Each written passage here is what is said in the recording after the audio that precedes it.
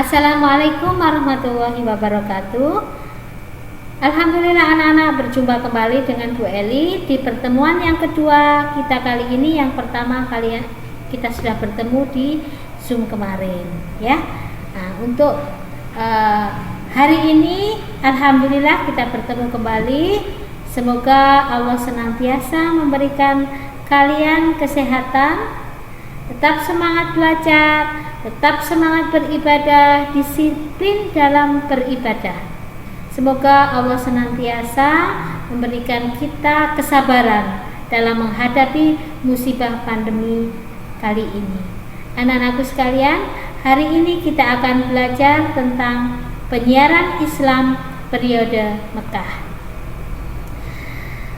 Anak-anakku sekalian, kemarin sudah Bu Eli bahas bahwa untuk selanjutnya ini adalah penyiaran periode Mekah ini kita bagi menjadi dua, yaitu penyiaran periode Mekah yang pertama itu secara sembunyi-sembunyi dan yang kedua adalah secara terang-terangan. Jadi tujuan pembelajaran kita adalah yang pertama mengetahui dan menceritakan kisah dakwah Nabi Muhammad secara sembunyi-sembunyi, dan yang kedua adalah menceritakan dan mengetahui kisah dakwah Nabi Muhammad secara terang-terangan ya. Jadi dakwah Nabi Muhammad di Mekah itu dibagi menjadi dua anak-anak, secara sembunyi-sembunyi dan secara terang-terangan. Bu Eli akan bagi seperti ini. Jadi dakwah Nabi Muhammad di Mekah yang pertama caranya adalah baik itu secara sembunyi-sembunyi maupun secara terang-terangan. Yang pertama itu menggunakan Nabi Muhammad berdakwah tanpa paksaan. Jadi Nabi Muhammad tidak pernah memaksa masyarakat Mekah untuk mengikuti ajaran Nabi Muhammad, yaitu menyembah Allah ya. Kemudian tanpa kekerasan. Nabi Muhammad ketika berdakwah juga begitu, tidak melalui kekerasan, tidak memaksa orang-orang di sekitar Mekah untuk mengikuti dakwah beliau. Kemudian selalu sopan santun. Jadi yang dilakukan Nabi Muhammad ketika berdakwah itu, baik itu kepada keluarganya, kepada sahabatnya maupun kepada orang-orang sekitar, itu dengan cara sopan santun. Sehingga cara yang digunakan Nabi Muhammad ini itu membuat orang-orang Mekah itu tertarik. Jadi tertarik dengan apa yang sudah dilakukan oleh Nabi Muhammad, yaitu secara sopan santun. Kemudian tata caranya itu tadi dengan tata cara yang baik.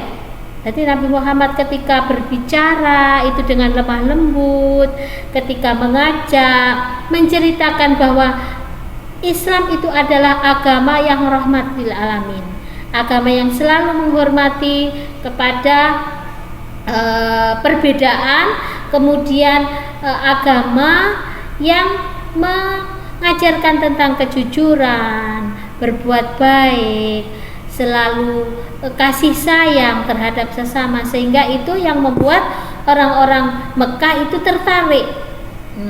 Tetapi ada juga yang menentang. Kapan waktunya Nabi Muhammad berdakwah secara sembunyi-sembunyi itu dilaksanakan kurun waktu 3 tahun. Jadi Nabi Muhammad berdakwah secara sembunyi-sembunyi tersebut dalam waktu 3 tahun. Kemudian Nabi Muhammad atau tempat Nabi Muhammad berdakwah tersebut salah satunya adalah di rumah Al-Arqam bin Abil Arqam. Jadi Nabi Muhammad itu mempunyai seorang sahabat yang namanya sahabat Arqam, yang biasa dikenal dengan nama Arqam. Jadi di rumah beliau ini Nabi Muhammad itu menyampaikan dakwah. Yang pertama, Nabi Muhammad berdakwah kepada istrinya tercinta dulu, yaitu Ibunda Siti Khadijah. Nabi Muhammad berdakwah kepada Siti Khadijah, dan ingat anak-anak, pelajaran yang semester 1 ketika Nabi Muhammad menerima wahyu yang pertama dan kedua, surat Al-Alaq dan Al-Mudaththir, siapa yang menenangkan hati beliau? Yaitu istri tercintanya Ibunda Khadijah ya. Jadi orang pertama yang diajak Nabi Muhammad untuk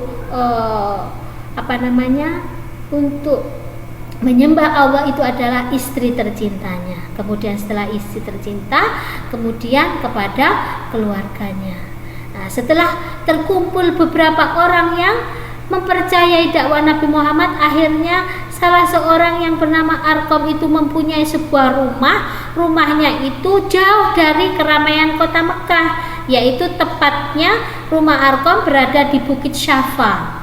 Di Bukit Syafa yang dekat dengan gunung di situ di Mekah, sehingga tempat tersebut adalah tempat yang strategis untuk Nabi Muhammad mengumpulkan pengikutnya yang beriman. Nah, di situ Nabi Muhammad melaksanakan dakwah. Jadi menceritakan, menjelaskan bagaimana ajaran Islam tersebut. Nah, kepada siapa? Anak-anak Bu Eli tadi sudah menyampaikan, istrinya, sahabatnya, saudaranya, itu disebut dengan as-sabiqunal awalun. Jadi as-sabiqunal awalun itu adalah orang yang pertama masuk Islam, orang pertama yang mempercayai tentang dakwah Nabi Muhammad. Siapa di antaranya anak-anak? Nah, di antaranya adalah Ibunda Siti Khadijah, istri tercinta beliau. Yang kedua adalah Ali bin Abi Thalib. Jadi Ali bin Abi Thalib ini adalah saudara sepupu Nabi Muhammad, yaitu anak dari pamannya yang bernama Abu Thalib. Anak-anak masih ingat? Abu Thalib adalah paman Nabi Muhammad yang sangat menyayangi Nabi Muhammad. Paman Nabi Muhammad yang merawat Nabi Muhammad setelah Nabi Muhammad meninggal oleh kakeknya yang nama Abdul Muthalib. Kemudian dari kalangan sahabatnya, yaitu Abu Bakar As-Siddiq yang waktu itu masih namanya Abu Bakar. Abu Bakar ini adalah sahabat baiknya Nabi Muhammad yang mau menerima dakwah Nabi Muhammad, yang mempercayai agama Islam. Kemudian selanjutnya adalah Bilal bin Rabah. Bilal bin Rabah ini adalah seorang budak dari Umayyah. Di situ Bilal bin Rabah ini tertarik dengan Islam, akhirnya menyatakan dirinya masuk Islam, tetapi ditentang oleh majikannya yang bernama Umayyah. Kemudian disiksa di situ si Bilal ini. Kemudian karena yang begitu pedihnya, Abu Bakar ini melihat, kebetulan Abu Bakar melihat, kemudian Abu Bakar memerdekakan Bilal kepada Umayyah. Umayyah ini diberi uang oleh Abu Bakar, kemudian Bilal ini dimerdekakan. Jadi zaman dahulu itu si budak ini adalah milik tuannya, sehingga apabila dia ingin merdeka harus ada orang yang bisa memerdekakan dengan cara memberi sejumlah uang, menggantinya dengan sejumlah uang. Kemudian selanjutnya adalah Fatimah bin Khattab. Fatimah bin Khattab ini adalah seorang wanita cantik, dia ini adalah adik dari Umar bin Khattab. Ini juga termasuk as-sabiqunal awalun. Ada beberapa nama yang termasuk as-sabiqunal awalun. Anak bisa lihat itu di halaman 45. Bisa dibaca di situ siapa saja yang termasuk as-sabiqunal awalun, orang-orang yang pertama masuk Islam. Nah, itu ada beberapa nama yang termasuk as-sabiqunal awalun. Kemudian dakwah Nabi Muhammad yang kedua adalah dakwah Nabi Muhammad secara terang-terangan. Setelah dakwah Nabi Muhammad secara sembunyi-sembunyi, sekitar ada 12 orang yang menjadi pengikut Muhammad, yang mempercayai dakwah Nabi Muhammad. Kemudian akhirnya Nabi Muhammad diperintahkan oleh Allah, yaitu dalam surat Al-Hijr ayat 94, A'udzu billahi minasyaitonir rajim. Bismillahirrahmanirrahim. Fasta' bima tu'mar wa'rid 'anil musyrikin. Maka sampaikanlah olehmu secara terang-terangan segala apa yang diperintahkan kepadamu, dan berpalinglah dari orang-orang yang musyrik. Surat Al-Hijr ayat 94. Di sini Nabi Muhammad diperintahkan oleh Allah untuk menyampaikan secara terang-terangan, Jadi Nabi Muhammad ketika berdakwah secara terang-terangan, yang dilakukan Nabi Muhammad yang pertama adalah mengumpulkan keluarganya dari Bani Hashim. Jadi Nabi Muhammad mengumpulkan semua kerabatnya dari Bani Hashim, dan beliau mengajak untuk menyembah Allah kepada keluarganya dari Bani Hashim tersebut, termasuk diantaranya adalah paman-pamannya. Diantaranya adalah Abu Lahab, Abu Jahal, Abu Thalib, itu paman-paman beliau termasuk dalam Bani Hashim. Kemudian ada beberapa yang menerima dakwah Nabi Muhammad dan mendukung. Diantaranya adalah Abu Thalib. Abu Thalib sangat mendukung dakwah Nabi Muhammad dan bersedia untuk selalu mengawal Nabi Muhammad dalam berdakwah. Tetapi tidak dengan paman yang satunya, yaitu paman yang bernama Abu Lahab. Jadi Abu Lahab ketika Nabi Muhammad berdakwah, tanggapan Abu Lahab adalah Abu Lahab marah-marah dan mengatakan Nabi Muhammad celaka. Sungguh kamu celaka Muhammad, karena kamu hanya bertujuan seperti ini untuk mengumpulkan kami dari Bani Hashim.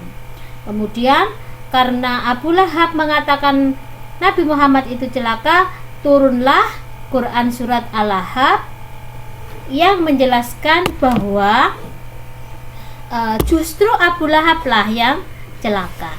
Jadi Abu Lahab dalam surat Al-Ahzab tersebut, A'udzubillahi minasyaitonir rajim. Tabbat yada Abi Lahabin wa tab. Celakalah kedua belah tangan Abu Lahab dan sesungguhnya dia akan binasa. Jadi Abu Lahab lah yang celaka dan dia akan dibinasakan oleh Allah. Ma'ana anhu maluhu wa ma kasab. Tidaklah berfaedah kepadanya harta bendanya dan apa yang dia usahakan. Jadi harta benda yang dipunyai oleh Abu Lahab itu tidak berfaedah, tidak ada manfaatnya, karena Abu Lahab menentang dakwah Nabi Muhammad. Sayasla naran dzata lahab. Kelak dia akan masuk ke dalam api yang menyala-nyala. Jadi Allah berjanji akan memasukkan Abu Lahab ke dalam api neraka. Wa imra'atuhu hammalatal hatab. Dan begitu pula istrinya, si pembawa kayu bakar. Jadi istri Abu Lahab itu adalah seorang yang suka memfitnah, sehingga dia dijuluki si pembawa kayu bakar. Keduanya akan dimasukkan ke dalam neraka oleh Allah. Fi jidha hablum mim masad. Yang di lehernya ada tali dari sapu. Jadi di lehernya Abu Lahab dan istrinya itu nanti ada tali dari sabut yang mengikat lehernya. Mereka keduanya dimasukkan ke dalam api yang menyala-nyala, yaitu neraka, sebagai balasan bahwa Abu Lahab tersebut mengatakan Nabi Muhammad itu celaka, padahal Nabi Muhammad berdakwah. Nah, seperti itu anak-anak. Kemudian anak-anak setelah mengumpulkan kaumnya dari Bani Hashim, kemudian Nabi Muhammad tidak putus asa karena banyak penolakan dari keluarganya. Akhirnya langkah yang kedua yang dilakukan Nabi Muhammad adalah mengumpulkan semua suku yang ada di Mekah. Jadi tidak hanya suku dari Bani Hashim saja, tetapi semua suku yang ada di Mekah itu dikumpulkan. Dikumpulkan di mana? Di Bukit Syafa, yaitu di bukit yang sangat luas. Di situ semua suku yang ada di Mekah dikumpulkan oleh Nabi Muhammad, dan di situ Nabi Muhammad berdakwah, menjelaskan bagaimana Islam itu, bagaimana agama Islam itu, bagaimana agama Islam mengajarkan kepada masyarakat, kepada semua umat manusia. Nah, di situ banyak sekali tanggapan yang beragam. Ada yang menolak, ada yang ikut kepada Nabi Muhammad.